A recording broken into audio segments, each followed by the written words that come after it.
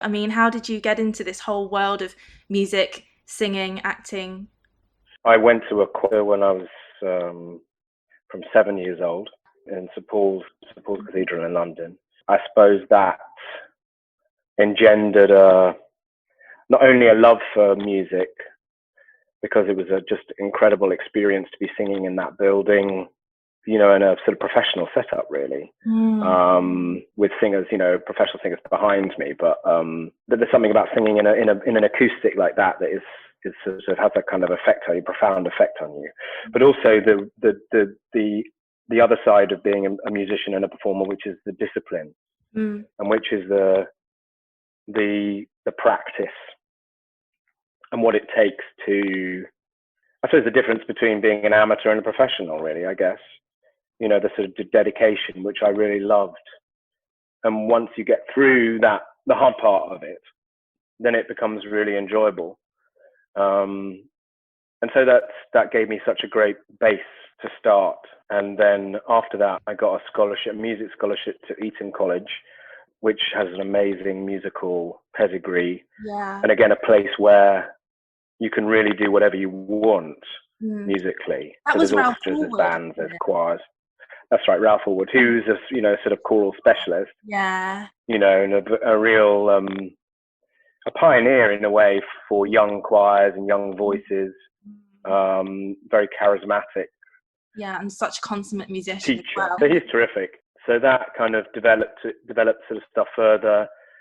I learned the piano as well, and brass instruments and the organ for a bit. Then I studied music at Oxford as a choral scholar. So working with Michael and also Edward Higginbottom, who was there at the time, who was the director of the choir, but also my tutor, my other tutor. And he's an amazing musician as well. To get, like Michael, a brilliant Baroque specialist. And it's just the sort of classiness of it. They're both, he's a real classy musician. Yeah. Very sensitive. I just learned a lot from that experience. Also, because we were working a lot with orchestras, we did a lot of touring with the Academy of Ancient Music. Oh, amazing.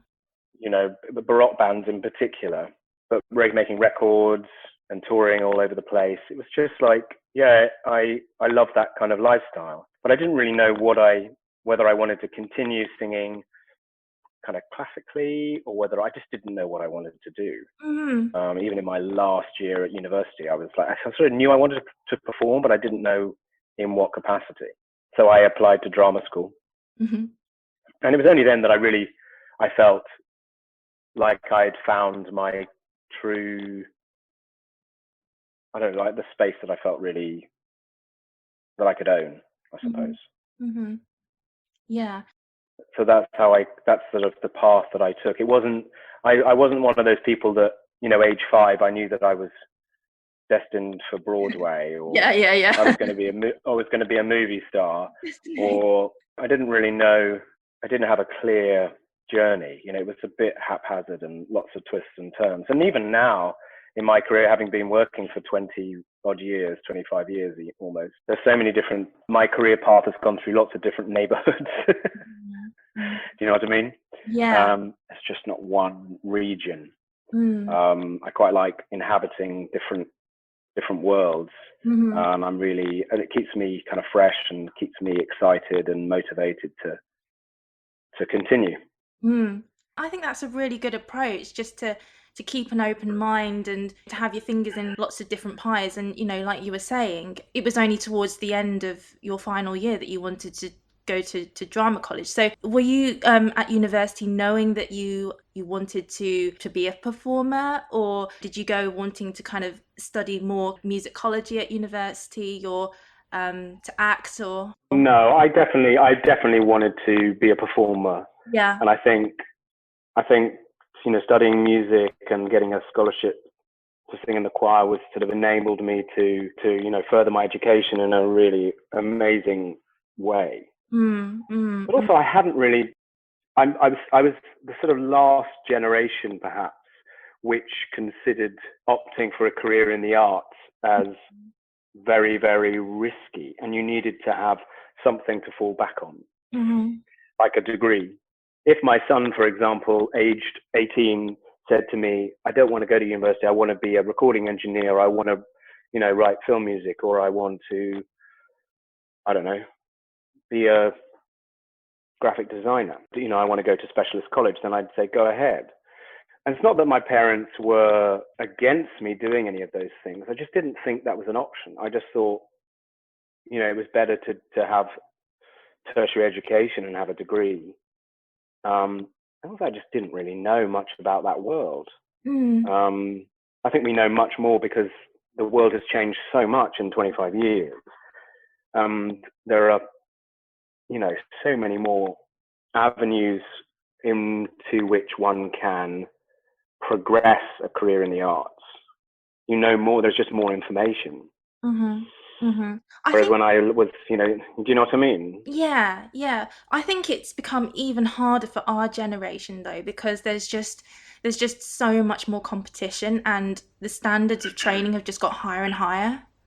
I would agree with that. I think, I do a fair amount of coaching and a few master classes here and there with young singers. And there seems to me countless new schools, new academies. And it's extremely, it's competitive anyway when I started, but now it's like very, very difficult. And also people are sort of being asked to specialize straight away. Yeah. So, you want to do musicals, or do you want to do film, or do you want to do stage, or, and it's quite rare for someone to do all of those things, because generally the drama school or the academy or whatever it is has a particular speciality. So when you were at drama school, I mean, what were you doing? Was it musicals or classical acting, or were you gonna do opera or? All sorts. I just did a year. I did a year of postgrad. Yeah. And it was just a basic introduction. Drama school is really about getting to know yourself, a little bit like university in a way, but in a more specific way. So you know how you come across, you know what you look like, you know how people are going to perceive you straight off the bat within 10 seconds. And it gives you the ability to, I suppose, come to terms with that and to get to know yourself better and to be more truthful. And acting really is about being truthful in imaginary circumstances. And that's really the kind of basis of it.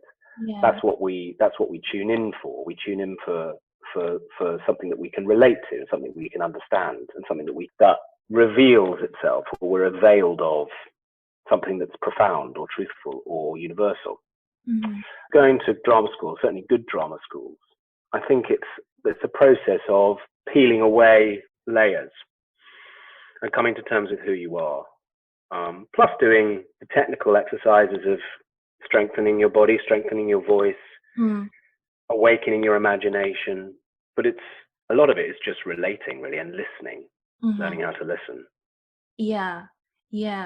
So, I mean, is there, would you say, a different approach to when you are singing compared to acting, or is it intertwined? I suppose it depends on the material, but yeah. I like to think that they're all interconnected. I find that my musical experience, for example, I feel like I've got a pretty good ear for dialogue because of my musical experience. Oh, that's interesting. So faced with some verse or faced with, with a text that's, a lot of text, then I sort of know how to break it up, or know how, the ebb and flow of a piece of music, how to use dynamics, how to use phrasing. So the things that we'd use if you were a violinist, you'd use the same as a vocalist, whereas if you're speaking, a change of tempo. So I find like when I've been working on camera, for example, it gives me just a different feeling. And I can then use that feeling when I'm on stage or when I'm singing a song. Yeah. It's just all about trying to be, what's the word? Trying to be able to communicate in the purest way, or the way that's really suitable to the material you're trying to express.